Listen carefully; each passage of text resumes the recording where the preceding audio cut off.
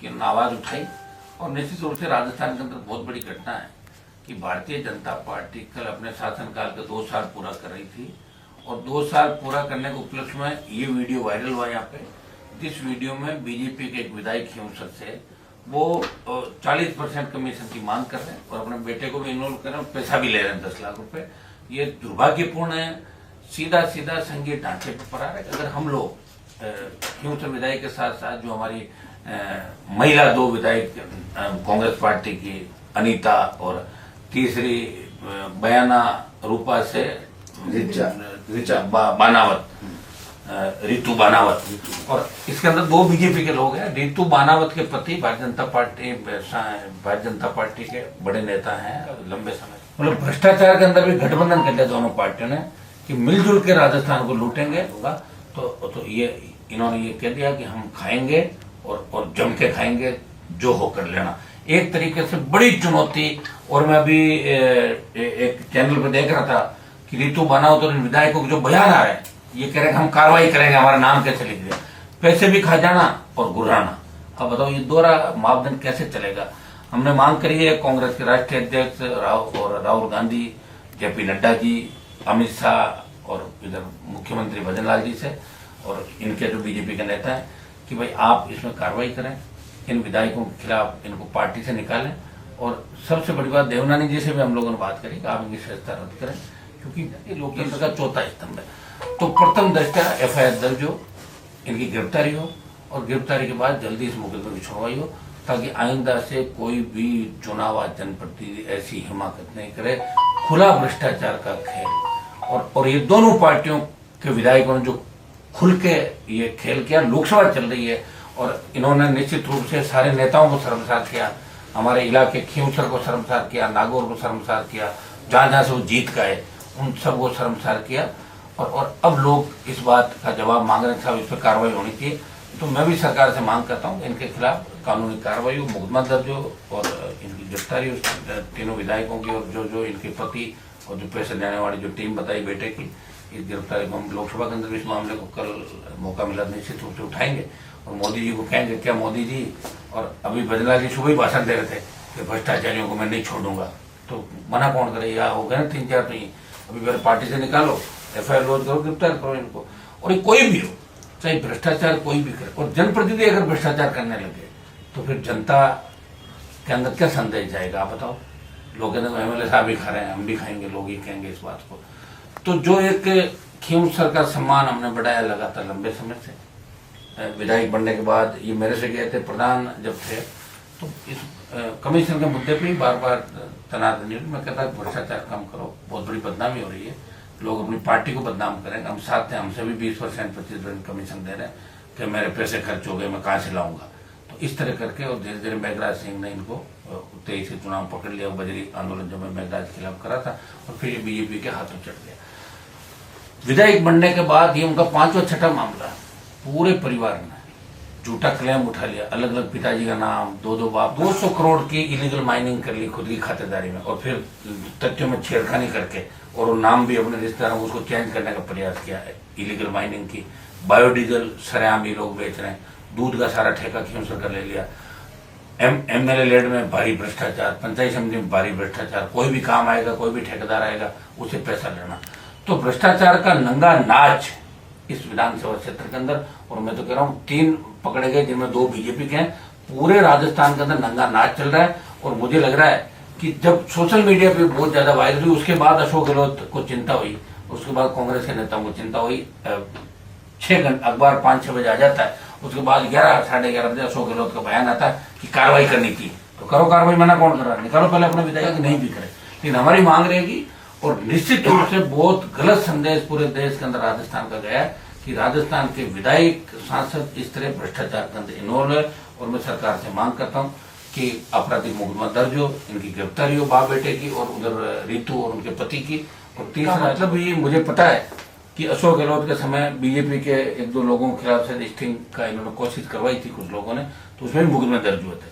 तो मुकदमे दर्ज होने चाहिए और गिरफ्तारी होनी चाहिए। अगर भजन लाल जी चाहते हैं कि 2 साल की उपलब्धि में कुछ, क्यों भजन लाल जी का ज्यादा समय बचा नहीं, मैं आपको बता दूं, दिल्ली बहुत नाराज है, कुछ भी नहीं कर रहे हैं, कोई रिजल्ट नहीं आ रहा है और इस हिसाब से अगर पंचायत चुनाव है तो बीजेपी बहुत पिछड़ जाएगी। और इनके नेतृत्व में अगर अगली बार चुनाव 28 का, तो कोई बड़ी बात नहीं, भारतीय जनता पार्टी तीसरे दल के रूप में चली जाएगी, जो राजस्थान की हिस्ट्री के अंदर आज तक नहीं गई। एक नया इतिहास भी बन सकता। तो मैं दोबारा से मांग कि इन भ्रष्टाचारियों के खिलाफ ढकेल करते हैं। भ्रष्टाचार जो नीचे से लेकर ऊपर तक, हम ये कह रहे हैं कि ऊपर से अगर शुरुआत करोगे तब नीचे सुधार होगा। अब ये तो ऊपर से भ्रष्टाचार आप करोगे तो मैं तो कह रहा हूँ इनके जितने भी पैसा इन्होंने दिया, जिन इस 2 साल 1.5 साल के अंदर जो भी काम यहाँ हुए, इनकी सिफारिश में जो काम हुए, इनके सारे सिफारिश लेटर सीएम को मंगाने चाहिए, देखना चाहिए कहाँ कहाँ फंड दिया, कहाँ कहाँ नहीं दिया। उन सब की भी डीएमएफटी का जो पैसा भी दिया उसके अंदर भी जांच होनी चाहिए कि एमएलए के रिकमेंड में जो जो काम हुआ उनमें कितना पैसा लिया गया। निश्चित रूप से बहुत बड़ा घपला घोटाला है। और इनके बाकी भी जो बायोडीजल, माइनिंग और फसल बीमा के जो मामले उनमें भी दर्ज करके इन्होंने फार्म के अंदर भी जो तथ्य छुपाए उसकी भी जांच हम करवा रहे हैं। तो निश्चित रूप से नागौर खींवसर की बदनामी है, किसान कौम की बदनामी है, और हम सब की ये बहुत बड़ी बदनामी आज इस वायरल वीडियो के बाद। मैं धन्यवाद दूंगा भास्कर के जो स्टिंग जिन लोगों ने जाना टेलीफोन लेके, क्योंकि जो भी स्टिंग करता है तो निश्चित रूप से उसकी दुश्मनी बढ़ जाती है। और लोकतंत्र का चौथा स्तर मीडिया इसलिए कि जब नेता चुप हो जाते हैं, सब मिल जाते हैं, तो मीडिया कहीं न कहीं से बात को उठाता है। तो मैं तो ये कह रहा हूँ कि आपको जनप्रतिनिधियों का ध्यान रखना चाहिए, अधिकारियों का भी, जो अधिकारी गड़बड़ी करता है तो उसका भी इलाज इसी तरह करना चाहिए, ताकि अपना आजकल लोग सोशल मीडिया की ताकत सबसे बड़ी ताकत है। आप देखिए देश के अंदर ट्रेंडिंग में शायद 2 नंबर 1 नंबर पे मामला आ गया, तो कार्रवाई तो होगी, ये तय है।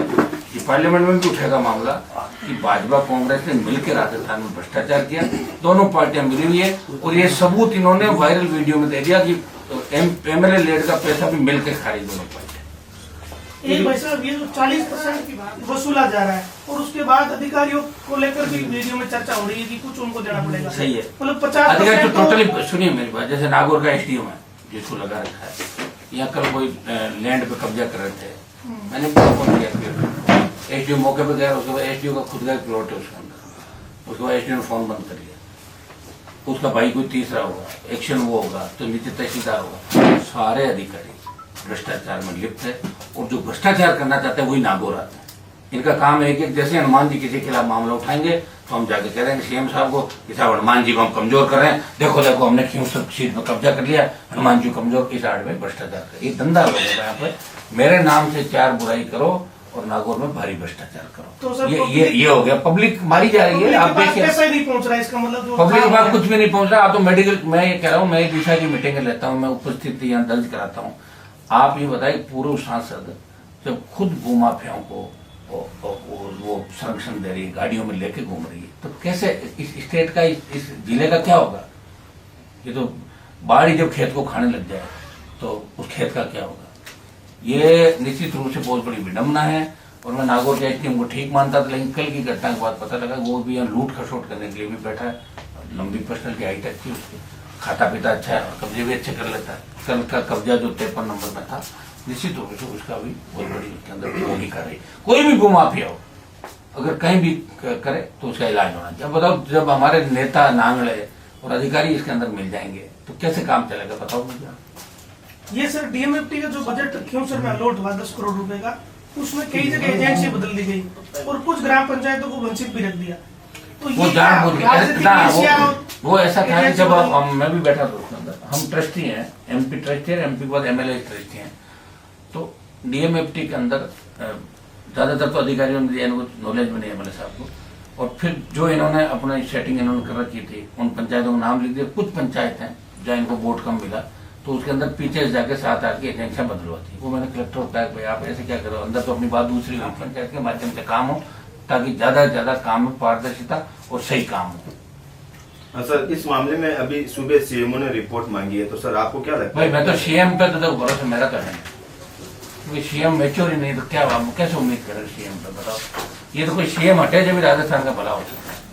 अब हमारा मकसद कोई विधायक और ये विधायक नहीं, ये तो चलो भ्रष्टाचार में पकड़े गए, इसलिए हमें इन बातों का जवाब हमें देना पड़ रहा है। जवाब नहीं देंगे, लोग कहते हैं जवाब ही नहीं दिया। बाकी हमारा नहीं तो कोई इनसे फर्क पड़ना, सीएम कार्रवाई करे तो अच्छा, नहीं करे तो अच्छा। हमारा काम जनता को जागरूक करना और लोकसभा का जब इस बात उठाएंगे, आवश्यकता पड़े तो प्रधानमंत्री से भी मिलने का समय मांगेंगे इस विधायक के और इन दोनों विधायकों के कारनामों के खिलाफ, और जो नेता भ्रष्टाचार करने इन्वॉल्व है उनके खिलाफ। कुछ चीजें बीच में ऐसी भी आई थी कि भाई कहीं जयपुर में कुछ रीले वायरल हो रही है कि मकानों पे निर्माण कार्य हो गए जहाँ पट्टे नहीं मिलते, ये चीजें जो हो रही है विधायक की भी उसमें रीलों में फोटो आ रहे हैं। कौन सी जगह? ये कोई आरोसी मल्ली के पास जो हाँ वाह इन्होंने किया, कार्यालय बना लिया, प्लॉट है, कब्जे है, क्या ये क्या हो रहा है? कब्जा कर लिया, कब्जे कर लिए, कब मौका मिलता है कब्जा। ये काम ही कर रहे हैं। तो आजकल 80% नेताओं का काम क्या, व्यापारी हो, वापिस आने नहीं, टिकट मिलेगा नहीं, तो इसीलिए भ्रष्टाचार पनप रहा है। पार्टियों को खुद को सोचना होगा टिकट देने से पहले शपथ पत्र के साथ। और मैं तो मानता हूँ जिस स्टेट में सीएम समझदार नहीं होता उस स्टेट में निश्चित रूप से होगा। अभी तो आप एथेनॉल की फैक्ट्री का आप देखना, लॉ एंड ऑर्डर जगह जगह कैसे बिगड़ेगा। ये बजरी दिया वाला मामला वापस उठेगा, फिर दूसरे मामले उठेंगे, तो ये मामले उठेंगे तो निश्चित रूप से जनता अंदर से क्रोधित है। कांग्रेस मौन है, बोल नहीं रही है। अब एथेनॉल के मामले का जब मैंने लोकसभा में उठाया 10 कांग्रेस के सांसद वहां बैठे थे, एक शब्द नहीं बोला। मैंने कहा बोलो तुम लोग यहाँ बैठो, तुम्हारा एमएलए घायल है। तो कांग्रेस इसलिए नहीं बोल रही थी, कांग्रेस ने एमओयू किया फैक्ट्री के अंदर। तो मिलकर दोनों पार्टियां इस राजस्थान की जनता को लूट रही है और इनको लगता है कि राजस्थान में कोई क्रांति हो नहीं सकती। एक व्यक्ति लड़ रहा है राजस्थान के अंदर, एक नई पार्टी हमारे पास जो बनी थी और वो 2-3 जिलों के अंदर वो भी प्रयास अपना कर रहे हैं। लेकिन राजस्थान बहुत बड़ा है और बहुत बड़े राजस्थान में आप देख रहे हो हर जगह लड़ना, प्रयास करना, एक सिंगल मेंबर पार्टी ना अगर राजस्थान की जनता को फायदा हो तो हम सत्ता से बाहर लेके भी राजस्थान के लोगों का भला करेंगे। सत्ता का मोह हमारे को नहीं। सर, जिस हिसाब से राजस्थान में तीसरा मोर्चा तैयार हो रहा है, तो क्या आप यूनुस खान या ओवैसी की पार्टी को साथ लेकर चुनाव लड़ेंगे आगे आगामी टाइम में? अभी देखेंगे हमारे साथ कौन कौन रहेंगे। आप जिनका नाम ले रहे हो वो अभी बीजेपी के ज्यादा नजदीक है एक आदमी, ठीक है। पहला जो नाम आपने लिया वो भी भारतीय जनता पार्टी वसुंधरा जी के प्रति उनकी आस्था है। तो अब मैं मान लो साथ लेना भी जो उन्होंने नहीं आए तो मैं क्या कर सकता हूँ। मेरी तरफ से तो विकल्प खुले हैं, आए, क्योंकि मुस्लिम जाट मेघवाल ये कॉम्बिनेशन जो हमने जेएमएम का नारा दिया था, ये जब लोग साथ आएंगे तभी मोर्चा बनकर पार्टी ताकतवर बनेगी। लेकिन अगले कौन कौन लोग आएंगे साथ में? किरोलाल जी भी थे 18 में, 6 महीने पहले चले गए। साथ आए और साथ दे तब जाके मोर्चा बनता है, और मोर्चा नहीं बनता। मैं तो ये कह रहा हूँ पार्टी, एक पार्टी ताकतवर होकर उभरे। राष्ट्रीय लोकतांत्रिक पार्टी इस बार बड़ी ताकत के साथ उभरेगी, और क्योंकि राष्ट्रीय लोकतांत्रिक पार्टी का जो प्रभाव है वो 30 से 35 जिलों में है राजस्थान के अंदर। आदिवासी बहुल्य 4-5 जिले ऐसे होंगे जहां आरएलपी का प्रभाव आपको मान सकते हो। बाकी हर जगह राष्ट्रीय लोकतांत्रिक पार्टी ने 18-23 के अंदर दस्तक दी, चुनाव लड़ा, मजबूती के साथ खड़ी रही, और बड़े आंदोलन, बड़ी रैलियां जो राजस्थान में करी वो राष्ट्रीय लोकतांत्रिक पार्टी ने करी। जब लोग ना उम्मीद हो जाते हैं तो आरएलपी पार्टी ही लोगों को न्याय दिलाती है। चाहे ऐसा ही भर्ती का मामला देख लो, चाहे बजरी आंदोलन देख लो, पिछली बार कि मेघराज सिंह को भी अगर हवा खिलाई और जेल में भेजने का प्रयास किसी ने किया और उसको ये बताया कि लोकतंत्र सबसे बड़ा होता है, पैसे से खरीदा नहीं जाता हर नेता, वो आरएलपी की ताकत नहीं बताया था। अब लोग हमें नहीं समझ पाए, वोट नहीं दिए। अगर हमारे 10-12 विधायक होते तो आज राजस्थान की स्थिति ये थोड़ी होती। इसलिए एक सांपना दूसरा नागना, चोर चोर मोसेरे भाई वो। और भ्रष्टाचार के अंदर भी इन्होंने देखो गठबंधन के साथ भ्रष्टाचार किया और एक साथ वीडियो वायरल हुए। और कमीशन भी इनका लगभग शायद 40% ले रहा है, एक दूसरा 30, उसको होगा नहीं, वो जितना भी ले रहा है। लेकिन मिलके इन्होंने कि वो इसमें भी हम भ्रष्टाचार भी साथ करेंगे, कोई ये नहीं कहते हुए साथ नहीं किया। एक वो दरी वाला ये जो लेटर वायरल हुआ कि भाई दरी तो टाक लगी 2500 रुपए के आसपास आ जाती है, तो ये लाखों रुपए इसके लिए बजट जारी हो जाना, तो इसका इसमें सिस्टम भी मिला हुआ है ना। सरकार का ग्रामीण विकास मंत्रालय जो स्टेट का ग्रामीण उनका ही है सारा, एमएलए लैंड उनके पास ही तो है। मेरे को 5 करोड़ का एमएलए लैंड और खा गए। जो मैं जब 23 के अंदर जीता था तो 23 नवंबर से लेके 24 नवंबर तक तो मैं ही विधायक था यहाँ पे। 24 में नया विधायक बना, फिर मैं एमपी बना, तो मेरा 1 साल का बजट भी सरकार ने इसलिए रोक लिया कि हनुमान जी को हम बजट देंगे तो हो सकता है वापिस एमएलए के चुनाव के अंदर इनको वोट ज्यादा मिले। इसलिए मेरा 5 करोड़ रुपए बजट अटका पड़ा है। अगर वो बजट समय पे खर्च होता तो लोगों के काम आता। वो मेरी रिकमेंडेशन थी 5 करोड़ की, वो सरकार ने अटका दिया उस पैसे। लड़ रहा हूं मैं लड़ाई उसको, हाईकोर्ट में गया था, हाईकोर्ट से निर्देश दिलाए, लेकिन सरकार अभी भी पैसा नहीं दे रही। मेरा 5 करोड़ खा के बेटी बदल रहा था। ये तो सर एमएलए लैंड जारी होता है, इसमें इस तरीके से अगर दुरुपयोग हो रहा है कि 2500 की चीज लाखों रुपए में खरीदी जा रही है, 100%। तो इसका कोई तोड़ निकाला जा सकता है क्या? स्थायी समाधान हो कि भाई एक प्रॉपर मॉनिटरिंग कमेटी हो? इसका तो तोड़ ये, या तो एमएलए लैंड खत्म कर दो, ठीक है, और या फिर एमएलए लैंड की मॉनिटरिंग और इस तरह एमएलए लैंड की जांच के लिए अलग एक वो बना है। एमएलए लैंड में अगर एमएलए कोई गलत रिकमेंडेशन करता है तो ये उन अधिकारियों की जिम्मेदारी जो नीचे बैठे हैं वो भी बराबर के वो बनेंगे मुलजिम। ये बार बार इसमें सीईओ का नाम आ रहा है, तो सीईओ जो भी है, इसका मतलब जो सीईओ वो भी उपचारों का दरी के लिए जहाँ सीईओ थे, तो बात तो वहीं से आई है ना। तो तो उन पर भी कार्रवाई होनी चाहिए। इस मामले को भ्रष्टाचार निरोधक ब्यूरो को आज ही सीएम को देना चाहिए, अगर उनकी बात में दम है तो। वैसे सीएम की बात में दम नहीं, मैं नहीं मानता। एक तरीके से सीएम को तो लोग मजाक मानते, भाई नहीं मानते सीएम को, स्कूलों में मानते जिन हैं। चीजों की जरूरत है नहीं, जरूरतें पैदा करके दी जा रही है जबरदस्ती की। और जो स्कूलें गिर रही है उनको ठीक नहीं करे, जो बच्चे खत्म हो गए उनको पैसा अंदर एक बकरी दे रहे हो आप झालावाड़ के अंदर। जो सीएम को कम से कम 50 लाख 1 करोड़ रुपया देना चाहिए, वसुंधरा जी का इलाका था, वो मामले को लोकसभा के अंदर हमने उठाया, बड़े आंदोलन चले। हमारे बच्चों को बैठने की जगह नहीं, बच्चे जान गंवा रहे, वहां नहीं दे रहे हो, दरी पट्टियों के लिए भ्रष्टाचार आप कर रहे हो। अधिकारी इन्वॉल्व है और नेता इस तरह भ्रष्टाचार कर रहे हैं, ये तो खुलेआम बात होगी। इसमें ज्यादा मेरे हिसाब से कहने की आवश्यकता नहीं। पूरा देश आज देख रहा है कि राजस्थान को शर्मसार इन 3 लोगों ने किया, और अगर ऐसे 10, 20, 25 और स्टिंग हो जाए, कुछ बड़े अधिकारी को हो जाए, कुछ पुलिस अधिकारी को हो जाए, फिर मामला सर, ये भ्रष्टाचार कैसे होगा? अभी जैसे श्रम विभाग में एक अधिकारी भ्रष्टाचार, राजस्थान में भ्रष्टाचार रोकना तो आरएलपी की सरकार बना दो, 1 घंटे में रोक दूंगा भ्रष्टाचार। अब कैसे कर, मैंने आपको जवाब दे दिया। वो तो वही होता, डंडा लेके निकल जाओ और खुद ही करो इलाज, वही रुकता भ्रष्टाचार। भजनलाल जी को पता ही नहीं कौन सा फंड कहाँ जाता है, इनको खुद लिख के भाषण देते हैं, उन पढ़ देते हैं, गलत पढ़ देते हैं, लिखा हुआ ही गलत पढ़ देते हैं। कहाँ से भ्रष्टाचारी रोके? सारे भ्रष्टाचारियों को तो आसपास बिठा दिया इन्होंने, तो रुकेगा कैसे भ्रष्टाचार, बताओ।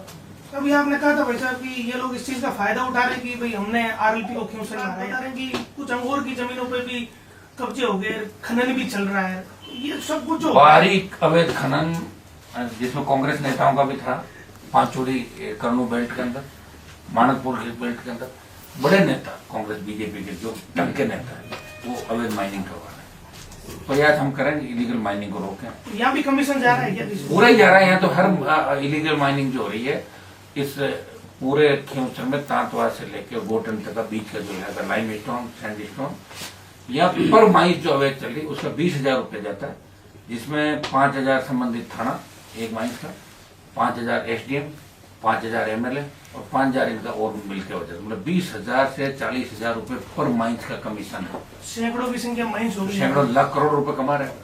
मैंने कहा कलेक्टर को, डी साइड मीटिंग में मैंने कहा रोको इसको, कैसे रोकोगे आप बताओ? इलीगल माइनिंग रोकनी चाहिए। गरीब आदमी तो उसमें कुछ कमा नहीं पाता, एक बार पकड़ा जाता तो उसको, लेकिन बड़े लोग इसके अंदर ढंग से कमाई कर लेते हैं। और जब मैंने कहा ना, बाढ़ ऐसे लोग आ गए जिन्होंने कुछ देखा नहीं जीवन के अंदर, जो लोगों से पड़े बड़े, उनको एकदम से मिल गया, एकदम से मिल गया तो अपच हो गई, तो ये तो नुकसान करेगी निश्चित रूप से। ये खियोसर के लिए भी घातक और कुछ भी नहीं बचा। उन्होंने भाषण में कहा था कि अगर ऐसा काम करे तो सांप गोई रो खाई जाओगे। हाँ था। तो लेकिन जब बात सांप वही है, गोरेगा तो पता क्या चलता है, एक तरीके से खुद ही इस व्यक्ति को आगे आके कि भाई मेरी गंभीर चूक हुई है और मैं अभी छोटा हूँ, तो फिर भी थोड़ी बात रह सकती। इस्तीफा दे देना चाहिए। हाँ, दे देना, क्या दिक्कत है यार, देना ही चाहिए इस्तीफा। मैंने छोड़ी ना सत्ता एनडीए, ये कह रहा मैं तो हनुमान जी को हरा कर हनुमान जी से बड़ा हूँ, ये करना चाहिए। वैसे हराया मुझे नहीं इसने, मैंने हरा दिया था इसको, मैंने झूठा छोड़ा था वापिस उपचुनाव, ये मेरा झूठा छोड़ा खाया था इसने। ओरिजिनल चुनाव मैं ही जीता था, 23 के उपचुनाव कांग्रेस भी मिल गई, मौका लग गया, तो बार बार कह रहा मैं हनुमान जी को हरा दिया। मेरे को नहीं हराया, 4 साल के लिए बनाया मैंने, 5 के लिए नहीं बनाया, 4 में भी 1 साल के अंदर क्या कोराम बचा दिया देख लो आप। माइनिंग से लेके, बायोडीजल से लेके, डोडा पोस्ट से लेके, सारा परिवार में मुकदमे होंगे, 15 मुकदमे कम से कम परिवार के छोटे मोटे बच्चों पर लगे। तो टोटल जो इलीगल काम है सारे इसके रिश्तेदार धूम धड़ाके से कर रहे हैं, और इस बात के लिए कह रहे हैं हनुमान जी के खिलाफ है। और भजनलाल जी इस बात को समझते नहीं, कुछ लोग कह देते हैं, और कुछ लोग जो पहले कांग्रेस के साथ डोलते थे इनके साथ डोलने लगे। सर ये छूट किसने दे रखी कि भाई हनुमान जी को हरा दिया तो फिर ये छूट मिल गई क्या इस बात छूट की? पक्की, क्योंकि हनुमान जी सही बात कहते हैं, वो पकड़ में नहीं आ रहे। मैं अगर ऐसा कोई काम कर देता तो मुझे थोड़ी छोड़ती सरकार। मेरा तो 2 लाख रुपए लेके बिजली का जो बिल था, पैसा दिया हुआ, कनेक्शन जब काट दिया इन्होंने, जब मैं डीबी से जीत गया तो भी रिव्यू लगा रहे हैं कि डीबी में गलत फैसला हुआ था, वापस करो इसको। तो सरकार जितनी हड़केपन पे आ गई, सारी पंचायतों को मैंने तो कहा नहीं किस तरह तोड़ मरोड़ करके, उससे क्या फर्क पड़ता है? क्या फर्क पड़ेगा बताओ मुझे? आज ये बाहर सरपंच बैठे इतने सारे, आराम से बैठ के बात कर लेते हैं इनसे। जब पहले कमिटमेंट हो गया था तो नागौर पंचायत समिति में इस तरह अलाय से बालाजी को ले गए, तो इन लोगों से बात तो करते हैं एक बार। कहाँ बालाजी तो नोखा के पास है, अलाय मिड है, या इनको बैठा के सहमति बनवा देते, कोई कोई बात रखवा देते। अभी सारे लोग आंदोलन करेंगे, बता रहे हैं यहाँ से प्रस्ताव आया कहीं भेजा पता नहीं, फिर कैसे बालाजी बन गई? 100%। तो ये तो बहुत बड़ी विडम्बना, और सुनने वाला कोई नहीं। किसको क्या कांग्रेस के लोग अपना, अब बताओ जो कांग्रेस का प्रदेश देख कह रहा है पकड़ो बड़े मगरमच्छ को, चुनौती दे रहा है ना, तो पकड़ लो। पकड़ना किसको, सब पता बीजेपी को। सर एक मेरा सवाल है, जैसे रेवंत राव डांगा कई टाइम में आपकी ही पार्टी का था, और क्या आपकी पार्टी से ऐसे कार्यकर्ता आगामी टाइम में किसी दूसरे में जाकर ऐसा काम करेंगे तो आपकी पार्टी की बदनामी नहीं होगी? ना ना ना, ऐसे तो मेरी बात सुनो। ये भजनलाल जी भी पहले क्या करते थे आपको पता, सीएम बन गए। ये आगे का क्या है, पीछे का क्या, अपना हाथोड़ी बच्चा पैदा होता है, माँ बाप के सामने हो जाता 25 साल बाद, उसका इलाज है क्या किसी के पास कि आगे क्या होगा? किसी ने सोचा क्या कोरोना आएगा, आगे ना मर गए लोग। मैं ये कह रहा हूँ, मेरे यहाँ ट्रेनिंग ईमानदारी की, मेरे यहाँ जब तक था तो मैं रोज इसको डांट डपट करता था, भ्रष्टाचार मैंने नहीं करने दिया इसको। और जैसे ही मुझे छोड़ के गया, लोगों ने पकड़ लिया, अगला लूट खसोट कर ही रहा है, यहाँ कोई रोकने वाला नहीं है। आगे पीछे का क्या पता, मैं मेरी गारंटी ले सकता हूँ। मैं क्या कह रहा हूँ, मेरी जवाबदारी, मैं हर चीज के लिए मैं जिम्मेदार हूँ कि मैं ईमानदारी के साथ इस देश की, इस प्रदेश की, देश की क्षेत्र की सेवा करूंगा। अब साथ वाले का क्या पता भाई, साथ वाला क्या कर जाए। और मेरी पार्टी का आदमी अगर कोई काम करता तो अभी तो तुम्हें निकाल देता 15 मिनट का, रोकता थोड़ी उसको। और सर अब इस मामले में कोई ठोस कार्रवाई या सरकार बड़ा मांग कर ली ना हमने, आपराधिक कृत्य बनता है, मुकदमा दर्ज करें। और हाईकोर्ट में इसके अंदर अखबार की न्यूज के आधार पर हाईकोर्ट संज्ञान लेके गिरफ्तारी के आदेश दे सकते। हम लोग प्रयास करेंगे और राष्ट्रीय लोकतांत्रिक पार्टी आवश्यकता लोकसभा में इस बात को उठाएंगे, आरएलपी आंदोलन भी करेगी, इन भ्रष्टाचारियों के खिलाफ ढंग से वो ताकत के साथ लड़े पकड़े। लेकिन जिस व्यक्ति को भ्रष्टाचार विभाग के डीजी की जिम्मेदारी, मुझे नहीं लगता कि वो आदमी कुछ करेगा, क्योंकि सारी टीम जो डीजी के आसपास लगी है, जो वो लोग थे जो गहलोत की सरकार गिरी थी, उस समय फोन टैप कर रहे थे हम लोगों को। तो मुझे नहीं लगता कि कोई कार्रवाई ये इंटरेस्टेड होंगे। ये तो भजनलाल क्या करेगा, अब इनका तो अभी हालत ये बीजेपी के अंदर कि बीजेपी के अंदर किसी आदमी का कोई कमिटमेंट हो जाता है तो गारंटर कोई नहीं कि उस बात पे सहमति भी होती है, उसी पे लड़ते रहते हैं। सर कोई कुछ करेगा नहीं तो फिर होगा क्या इस मामले में? होगा 28 में सब लोग मिलकर दोनों पार्टियों को चेंज करेंगे, और क्या होगा, यही होगा। फिर क्रांति होगी, सड़कों पर आएंगे लोग, लॉ एंड ऑर्डर बिगड़ेगा, और क्या होगा, वही होगा लास्ट में। देश आजाद नहीं हुआ जब कैसे हुआ था, बाद में हुआ था ना आजाद, तो वही होना पड़ेगा, लोगों को बलिदान देना पड़ेगा भाई। यहाँ भी राजस्थान की धरती शायद कोई बलिदान मांग रही होगी किसी की, हमने तो दे दिया बलिदान, 20 साल से लड़ी रहे सड़कों पर। सर 2023 का मुआवजा अभी तक नहीं आया कई किसानों के, तो इसके पीछे क्या कुछ कहना चाहूंगा? देखिए दिल्ली से मुआवजा नहीं आया, इसका हम प्रयास करें कि सब किसानों को सब यहाँ से दिलेगा। चार्ज किसी के पास है, कहीं का किसी के पास है, पहले दलाल सब जगह छोड़ दिए।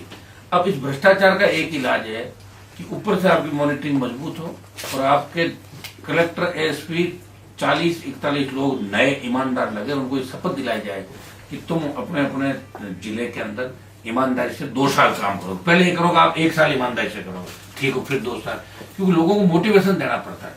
कहाँ करेगा इस सरकार के अंदर, जवाहर मैडम से लेके कन्हैयालाल से लेके जोगाराम जमीनों का धंधा कर रहा है, के को आप देख लो, आपके 2-3-4 मंत्री और आगे जिनके रोज इनाम आ रहे हैं, अब एमएलए जिस तरह कर रहे हैं, कौन करेगा इस सरकार के अंदर? मुझे बताओ, दिल्ली वालों ने राजस्थान को पटक दिया, हमें जरूरत नहीं है अभी, 28 में चुनाव है, 26 के लास्ट में देखेंगे।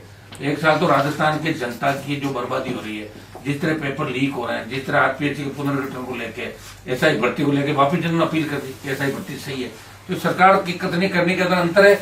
और निश्चित रूप से राजस्थान में एक नई क्रांति की आवश्यकता, और जल्दी आरएलपी पार्टी इन सब मुद्दों को लेकर राजस्थान में बड़ा आंदोलन करने की तैयारी कर। सर एक सवाल हो रहा है कि ये एमएलए के लिए तो बहुत छोटी सी चीज होती है एमएलए लैंड का मसला, इसका मतलब सर बड़े उद्योगपति तो प्रदेश की नीति निर्माण को भी प्रमोट कर रहे होंगे। नीति निर्माण तय वही जब ये लोग 40% बहुत, उस समय नाथुराम जी मिर्जा बड़े नेता थे यहाँ के, और उनके भतीजे रिकपाल मिर्जा और इन लोगों ने जेके में सारा ट्रांसपोर्ट का काम ले लिया, और 30 साल तक जेके के गुलाम बन के रोज के 2 लाख रुपए इनके घर आते थे बैठे डेली के, और वहां लड़ाई झगड़े करा के वहां आदमी मरवा दिए, जेके एक इन्होंने कब्जा कर लिया। अब अंबुजा आई, मैं लोगों को रोजगार की बात करता हूँ, जल्दी चालू कराने की बात करता हूँ, बड़े मुआवजे की बात करता हूँ, ये वहां बैठ जाता है ग्रुप सारा मेरा विरोधी बैठ के, कोई ट्रक लगा लेगा, कोई ट्रांसपोर्ट कर लेगा, कोई कैंटीन ले लेगा।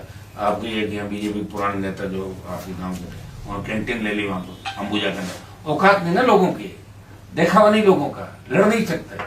भगत सिंह तो बने लेकिन पड़ोसी घर में बना, हमारे घर में नहीं, शहीद हो जाएगा, ये आपका आ गया इधर। तो जब आपके पॉलिटिकल लीडर और समाज को नेतृत्व देने वाले लोग जब उनकी सेठों के मुनीम बन जाएंगे तो फिर जनता का क्या होगा, तो आप खुद बता सकते हैं। राजस्थान में क्या जनता के हित की नीतियां नहीं, सुनिए मेरी बात, राजस्थान आप देश के अंदर देखें, प्रदेश के अंदर देखें, इधर पे जमीनें खरीद ली किसानों, डीएलसी हमारी बहुत कम है, लोग जानते नहीं डीएलसी के बारे में। भारतमाला कितनी जमीन भारतमाला में ले ली, इसका जितना उपयोग होना चाहिए नहीं, भारतमाला में कितने एक्सीडेंट हो रहे हैं। और पंजाब हरियाणा जो मुआवजा दे रहा है उससे 25% अपन नहीं दे रहे हैं। जमीन तो आप ले रहे हो किसान की, मुआवजा क्या दे रहे हो भाई? ये सीमेंट कंपनियां जो आ रही है ये दे रही 5 लाख 7 लाख 8 लाख रुपए, और बाजार दर है 25 लाख रुपए। अब रेलवे की जो लाइन आ रही है मेरता के अंदर 30 लाख रुपए बाजार भाव है, और आप दे रहे हो 5 लाख रुपए बीघा। आने देंगे उनको, रोकेंगे, प्रयास करेंगे, एक जगह बैठ जाता है, वो कितनी लड़ाई लड़ेगा बताओ? हमारा पूरा क्षेत्र है राजस्थान, इनको तो एक गांव एक क्षेत्र में जाना है, सुबह शाम निकल पड़ते हैं लोग सारे। सरकार के 2 साल में क्या करेंगे? 2 साल में तो कुछ हुआ ही नहीं ना सरकार में। ये तो रेवंत राम और आगे ना ऋतु 2 साल बाद ये निकला है विकास, देखा नहीं आपने? ये 2 साल बाद ही तो हुआ है। 2 साल में कोई नई नौकरियां नहीं लगी। आरपीएससी पुनर्गठन ऐसा ही भर्ती रद्द का मामला 10 का 10 पड़ा है। लॉ एंड ऑर्डर खत्म हो गया। किसानों पर एथेनॉल को लेकर टीबी में जो लाठीचार्ज हुआ, गोलियां चल रही है, आदिवासियों में जिस तरह पीटा जा रहा है, पुलिस अधिकारियों के जो वीडियो वायरल हो रहे हैं गाली गलौज करते हुए, लाते मारते हुए, रेप की घटनाएं जो बढ़ रही है, महिला अत्याचार हो रहा है, और सीएम का हर पल बयान बदलता रहता है। मुझे तो पता ही नहीं, मैं तो सीएम की बात को सुनता भी नहीं कि कोई न कोई इस तरह की बात कहते हैं और अपनी बात पे रहते नहीं, वो बिल्कुल नहीं रहते। सर एक सवाल मेरा है कि आप जनता की बात करते हो, तो जिस हिसाब से अभी एसआईआर हो रहा है और बिहार में भी चुनाव वोटों को काटा गया है, तो राजस्थान में एसआईआर हो रहा है, तो हमारे साथ में कुछ, हमारी जनता के साथ में कुछ ऐसा होगा, आप क्या करेंगे? आपने एसआईआर में मेरा भाषण सुन लिया था लोकसभा में? जी। समय कम मिला, अच्छा मैंने बात रखी वहां पे, और निश्चित रूप से आप चिंता नहीं करें, हमारे लोग खड़े। अगर किसी का डबल नाम है और कोई मतलब किसी की मौत हो गई, अभी भी नाम चल रहा है, तो उसमें तो कटेगा नाम, उसमें हम भी साथ दें। लेकिन गलत तरीके से टारगेट करके अगर SC ST OBC मुस्लिम किसी को काटने का प्रयास किया तो कतई नहीं काटने देंगे। हमारे BLA भी नियुक्त हो गए और बूथ एजेंट हर जगह BLA 2 और BLA 1 मिलकर और एक नाम की पूरा वेरीफाई। सर आखिरी सवाल है, भगत सिंह से याद आ गया कि नरेश मीणा ने भी एक तीसरा मोर्चा खड़ा किया है भगत सिंह के नाम से, क्या उसको लेकर क्या कहेंगे? क्या मानते हैं, कितना साथ लेना चाहिए आपके, कितना दूर इसको? सब वक्त में सब ठीक होगा। ठीक है, ठीक।